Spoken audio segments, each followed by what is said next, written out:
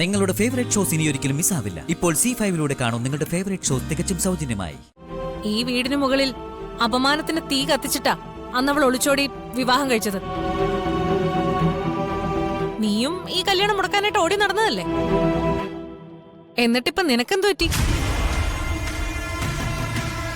ഇതിപ്പോ അച്ഛന്റെ തീരുമാനമൊന്നുമല്ല, നിന്റെ കുത്തിത്തിരിപ്പാ. ജീവിതം മുന്നോട്ട് കൊണ്ടുപോയാലേ പറ്റും. അതിന് എല്ലാവരെയും ഒരുമിച്ച് കൊണ്ടുപോകണം.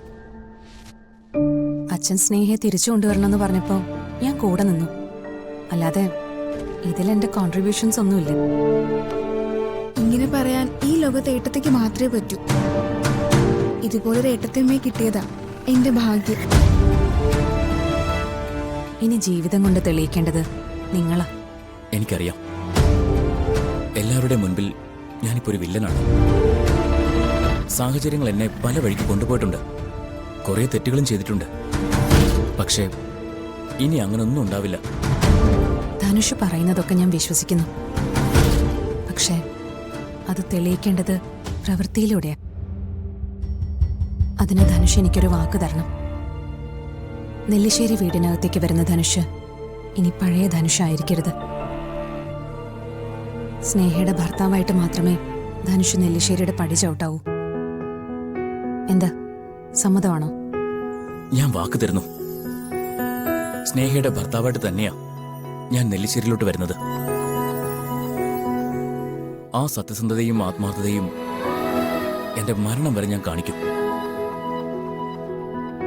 സ്നേഹ, ഇവിടുന്ന് അങ്ങോട്ട് നീ അറിയാത്തതൊന്നും എന്റെ ജീവിതത്തിലുണ്ടായിരിക്കില്ല. ഒരു പ്രതിസന്ധിയിലും നിന്നെ ഞാൻ കൈവിടില്ല. സത്യത്തിൽ നീ എന്റെ ജീവിതത്തിലോട്ട് വന്നതുകൊണ്ട് നിനക്കല്ല ഒരു ലൈഫ് കിട്ടിയത്, എനിക്കാ.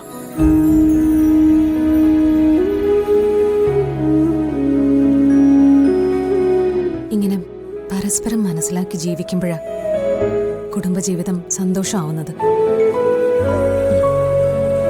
എന്നാ പിന്നെ ഇനി താമസിക്കണ്ട, ഇറങ്ങാം.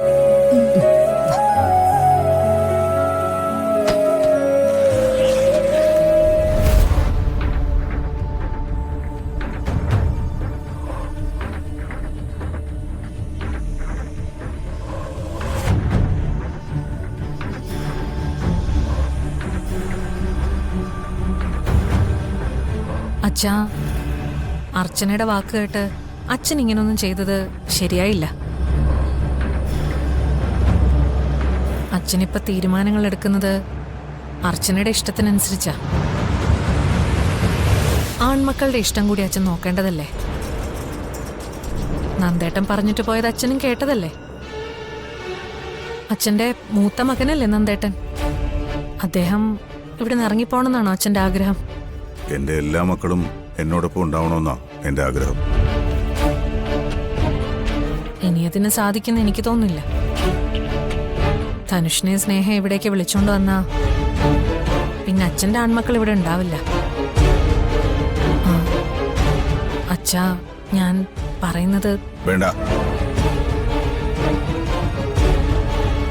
അത്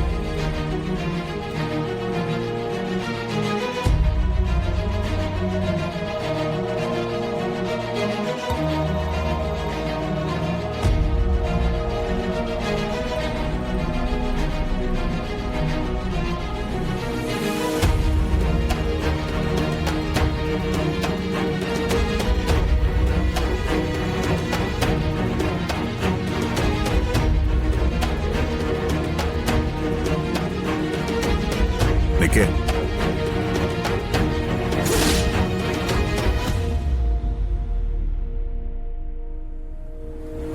നീ എവിടെ പോകുന്നു? എനിക്കൊന്ന് പുറത്തു പോകണം.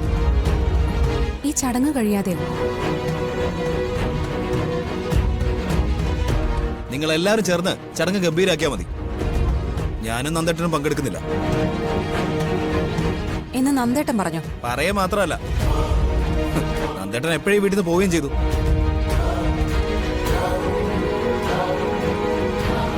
ഞാനും ഓഫീസിലേക്ക് പോവാ.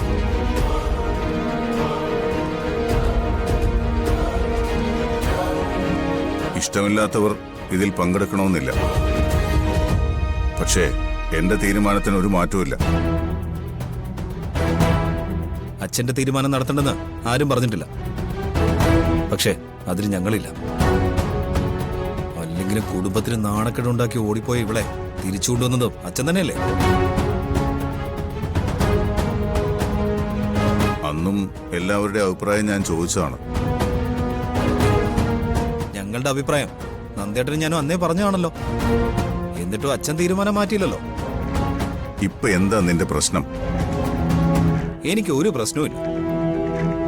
പക്ഷേ ഞാൻ ഈ ചടങ്ങിൽ പങ്കെടുക്കില്ല, അത്രമാത്രമേ പറയുന്നുള്ളൂ.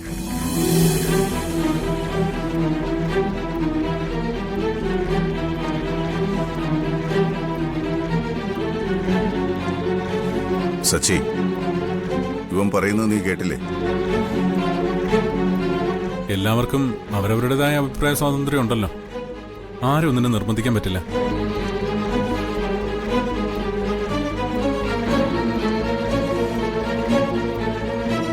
സന്ദീപേ, നീ ഈ കാണിക്കുന്നതൊന്നും ഒട്ടും ശരിയല്ല. ഇവിടെ നടക്കാൻ പോകുന്നത് ഒരു നല്ല ചടങ്ങാ.